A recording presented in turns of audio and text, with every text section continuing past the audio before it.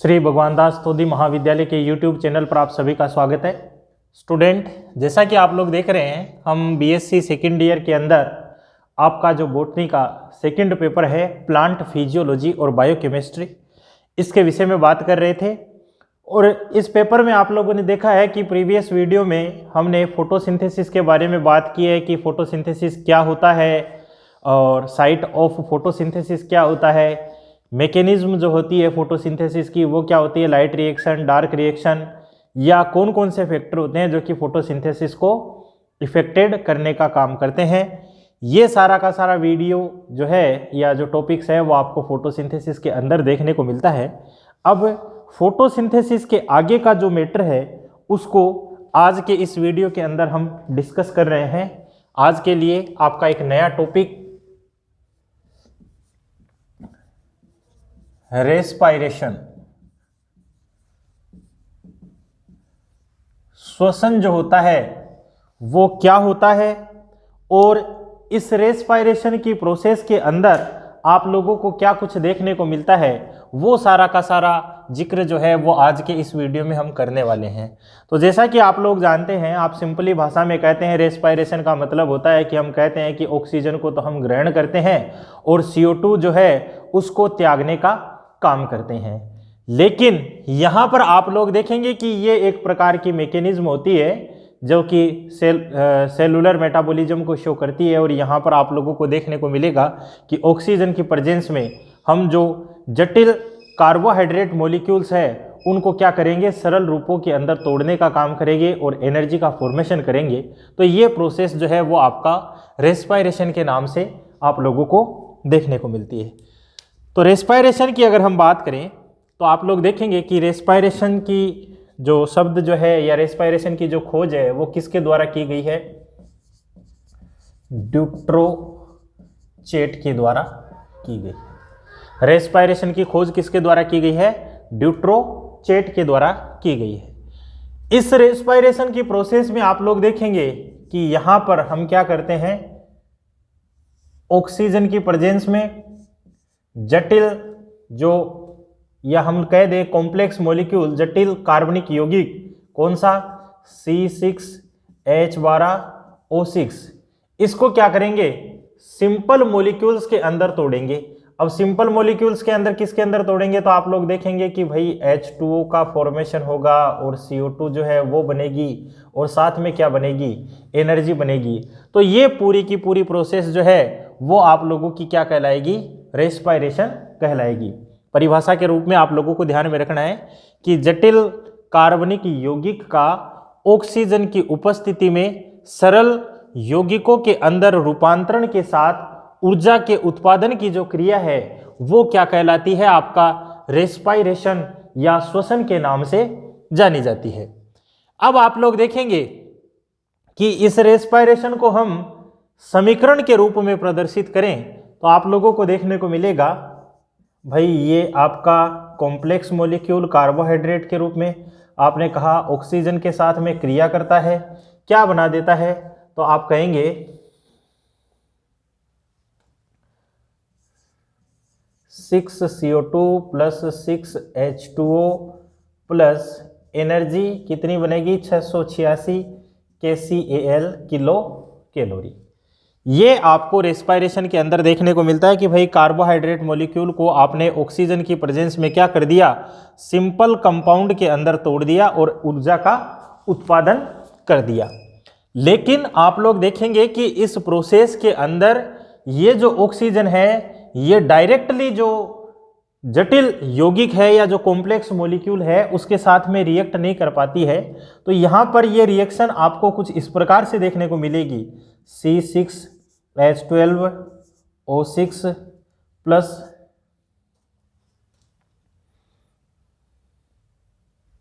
6H2O plus 6O2।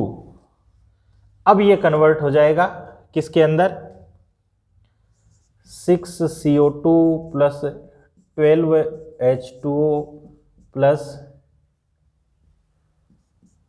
Energy. तो ये पूरा का पूरा यहाँ पर आप लोगों को समीकरण के रूप में रेस्पायरेशन इस प्रकार से देखने को मिलता है। आपने कहा कि यहाँ पर ऑक्सीजन जो है वो डायरेक्टली इंटररिएक्ट नहीं कर पाती है, यहाँ पर आपको वाटर का मॉलिक्यूल भी चाहिए। उसके बाद में ऑक्सीजन जो है वो रिएक्ट करेगी और क्या बनाएगी, CO2 जो है वो रिलीज करेगी, जल बनाएगी और ऊर्जा का उत्पादन जो है वो आप लोगों को देखने को मिलेगा। तो दो बातें याद रखनी आप लोगों को, रेस्पायरेशन की खोज किसके द्वारा की गई है या ये शब्द किसके द्वारा दिया गया है। रेस्पायरेशन हम कह किसे रहे हैं कि जटिल कार्बनिक यौगिक जो है वो ऑक्सीजन की उपस्थिति में क्या होता है, सरल यौगिकों के अंदर टूट जाता है और ऊर्जा का उत्पादन होता है। तो इस क्रिया को हम लोग क्या कहते हैं, रेस्पायरेशन या श्वसन कहते हैं। अब आप लोग देखेंगे कि ये जो रेस्पायरेशन की क्रिया है वो एक प्रकार की कैटाबोलिक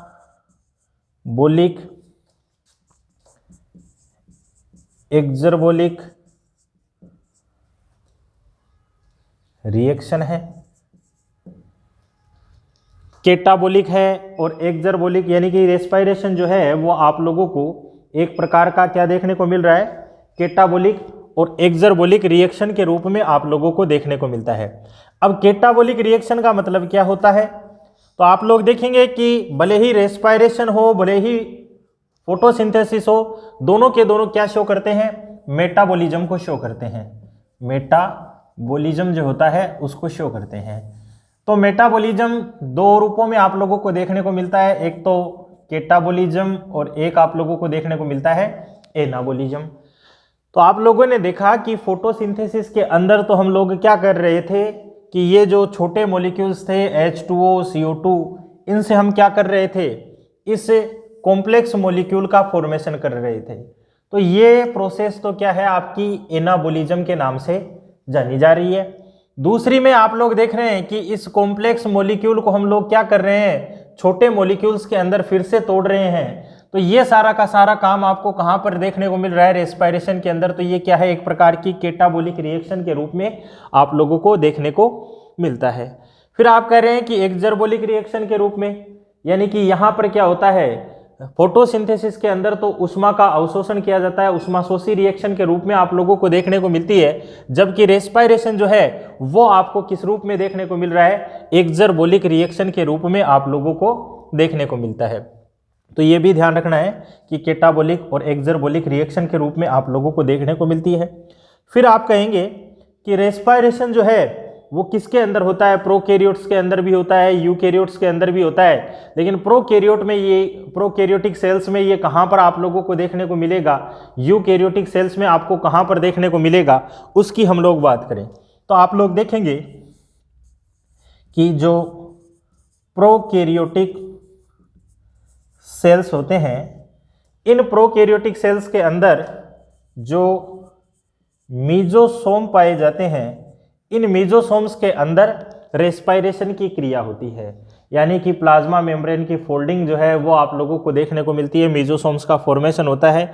उन मीजोसोम्स के अंदर क्या होता है, प्रोकैरियोटिक सेल के अंदर रेस्पायरेशन की क्रिया होती है। क्योंकि आप लोग देखेंगे कि प्रोकैरियोटिक सेल्स के अंदर माइटोकॉन्ड्रिया वगैरह, या हम लोग कह दें कि मेम्ब्रेन बाउंड सेल ऑर्गन्स जो हैं वो आप लोगों को नहीं देखने को मिलते हैं। तो रेस्पायरेशन की क्रिया कहाँ पर देखने को मिलती है, मीजोसोम के अंदर देखने को मिलती है। याद रखना इस पॉइंट को।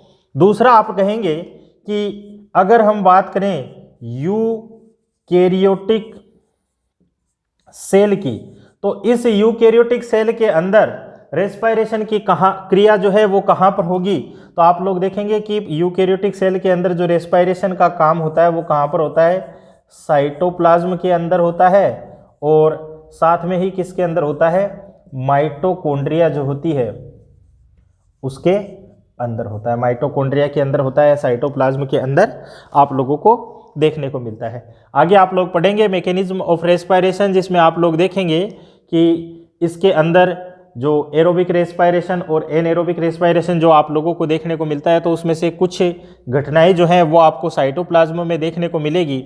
और कंप्लीट ऑक्सीडेशन की हम लोग बात करें तो जो भी आगे जो कंपोनेंट बनता है उनका कंप्लीट ऑक्सीडेशन आप लोग देखेंगे कि माइटोकॉन्ड्रिया की, या तो जो पेरी माइटोकॉन्ड्रियल स्पेस होता है वहाँ पर कंप्लीट होता है, या माइटोकॉन्ड्रिया की मैट्रिक्स के अंदर ये सारा का सारा काम जो है वो आप लोगों को देखने को मिलता है।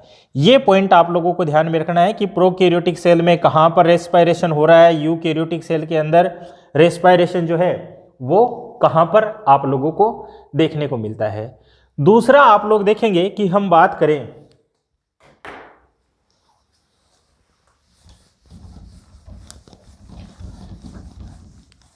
भाई, आपने कहा कि रेस्पायरेशन जो है वो सेल्स के अंदर हो रहा है और इसके द्वारा एनर्जी का फॉर्मेशन किया जा रहा है। तो आपने देखा कि ये सारा का सारा कार्बोहाइड्रेट के द्वारा एनर्जी का फॉर्मेशन हुआ था। कार्बोहाइड्रेट जो है वो सिंपल मॉलिक्यूल्स के अंदर टूट गया और एनर्जी का फॉर्मेशन जो है वो आप लोगों को देखने को मिल रहा है।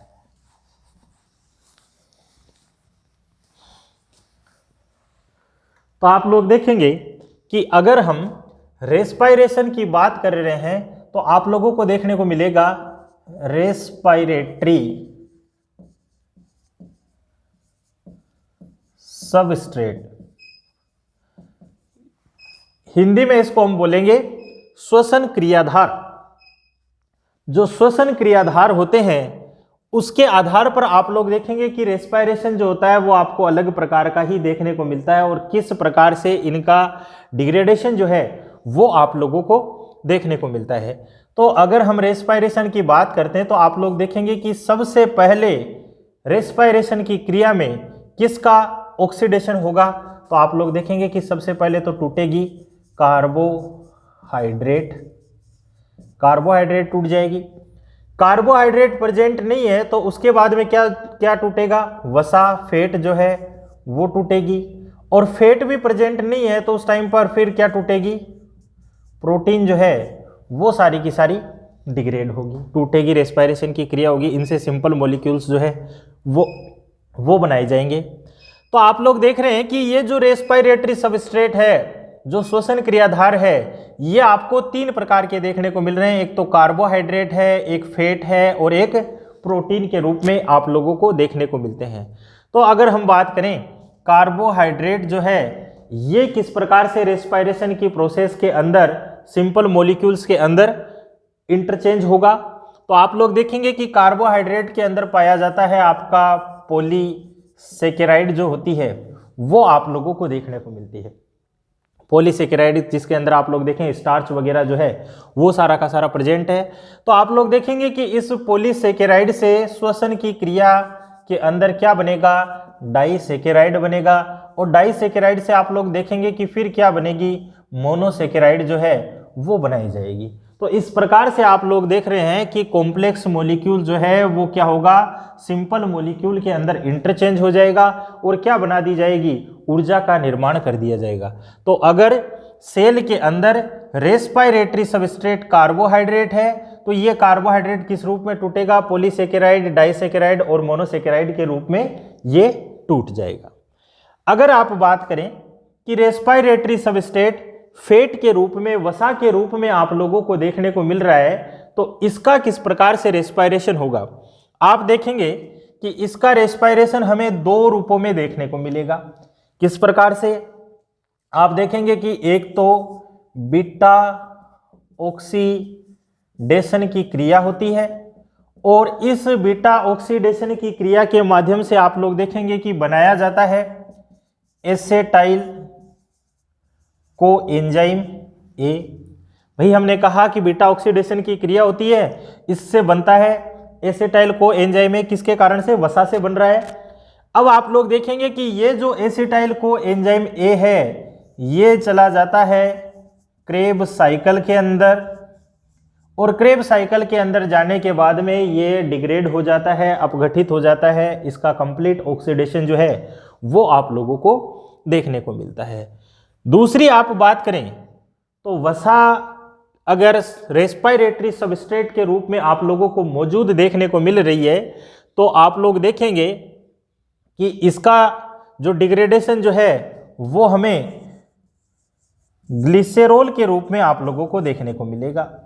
और ये देखेंगे कि आप ये जो ग्लिसरॉल है ये क्या बना देगा, ग्लिसरेल्डिहाइड, ग्लिसरेल्डिहाइड जो है वो बना देगा।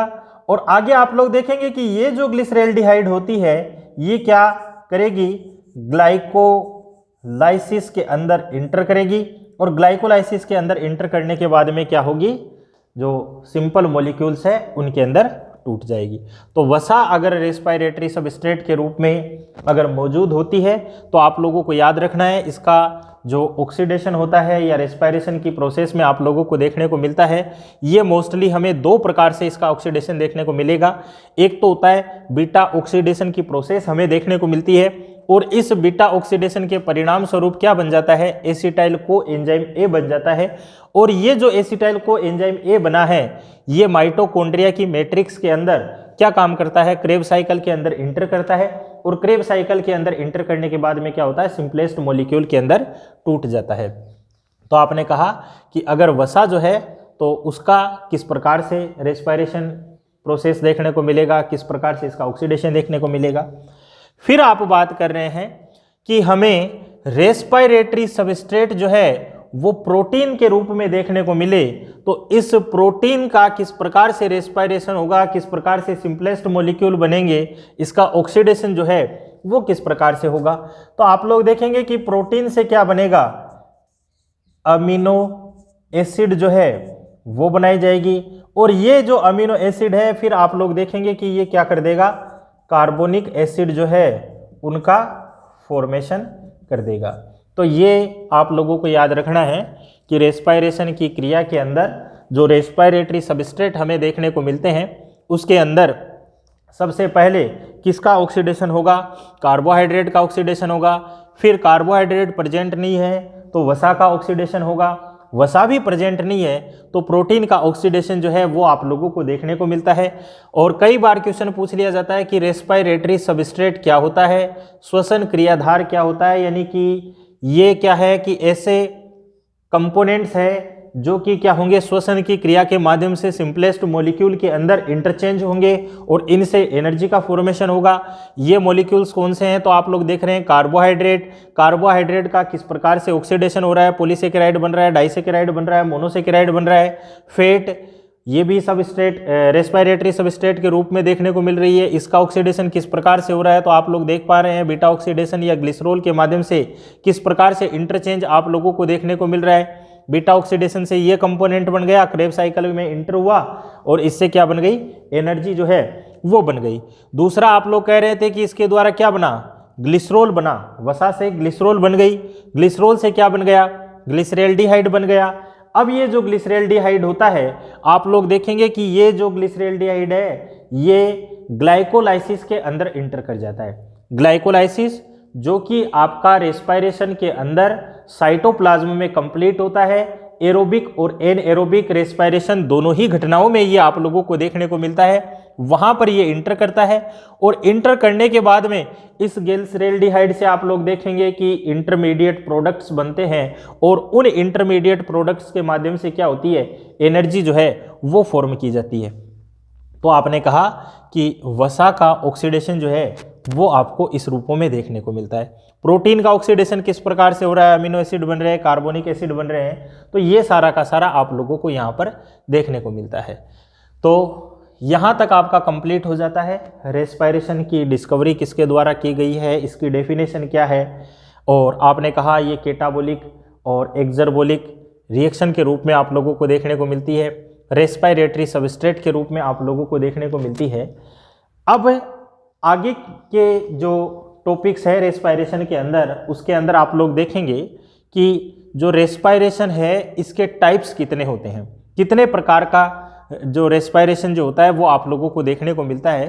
तो ये डिपेंड करेगा आप लोगों का जो पॉइंट ऑफ व्यू जो होता है उसके आधार पर। हम लोग कहें कि रेस्पिरेटरी सबस्ट्रेट के आधार पर हम रेस्पिरेशन की बात करें तो वहाँ पर आपको रेस्पिरेशन के अलग टाइप जो हैं वो आप लोगों को देखने को मिलते हैं, जिसमें आप लोग देखेंगे कि हमें फ्लोटिंग रेस्पिरेशन देखने को मिलता है या प्रोटोप्लाज्मिक रेस्पिरेशन जो है वो आप लोगों को देखने को मिलते हैं, या फिर आप कहें कि ऑक्सीजन की प्रेजेंस के आधार पर हम रेस्पिरेशन को डिवाइड करें तो ऑक्सीजन की प्रेजेंस है कि अब्सेंस है, तो इस आधार पर आप लोगों को रेस्पिरेशन देखने को मिलेगा, एरोबिक रेस्पिरेशन या एनएरोबिक रेस्पिरेशन। एरोबिक रेस्पायरेशन ऐसा रेस्पायरेशन जिसके अंदर ऑक्सीजन प्रेजेंट है, और एनएरोबिक रेस्पायरेशन ऐसा रेस्पायरेशन जिसके अंदर ऑक्सीजन जो है वो अब्सेंस आप लोगों को देखने को मिलती है। दोनों ही प्रकार के रेस्पायरेशन की क्रियाओं में किस प्रकार से आप लोगों को एनर्जी का फॉर्मेशन देखने को मिलता है, कहाँ कहाँ पर ये सारी की सारी क्रियाएं होती है और क्या प्रोडक्ट जो हैं वो बनाए जाते हैं, इन सब का जिक्र हम नेक्स्ट वीडियो के अंदर करेंगे। आज के लिए इतना ही, धन्यवाद।